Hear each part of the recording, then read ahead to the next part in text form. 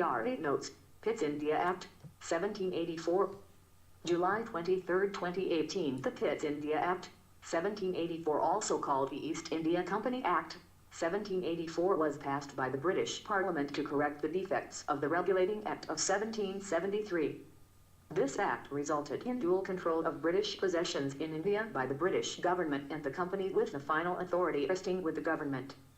This act continued in effect till 1858. This topic is very important for civil services exam.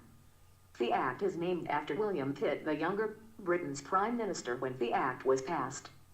Provisions of the Act for political matters.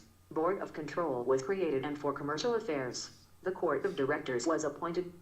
The Board of Control took care of civil and military affairs.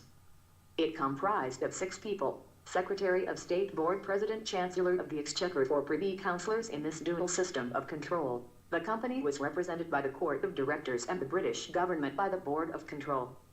The Act mandated that all civil and military officers disclose their property in India and Britain within 2 months of their joining. The Governor-General's Council's strength was reduced to 3 members. One of the 3 would be the Commander-in-Chief of the British Crown's Army in India. The Governor-General was given the right to veto. The presidencies of Madras and Bombay became subordinate to the Bengal Presidency. In effect, Calcutta became the capital of the British possessions in India.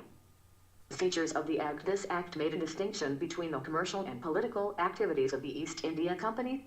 For the first time, the term British possessions in India was used. This Act gave the British government direct control over Indian administration. The company became subordinate to the British government, unlike as in the previous Regulating Act of 1773, where the government only sought to regulate matters and not take over. This act established the British Crown's authority in civil and military administration of its Indian territories. Commercial activities were still a monopoly of the company. Drawbacks of the Act. The Act was deemed a failure because there was no clarity on the boundaries between the company's powers and the government's authority.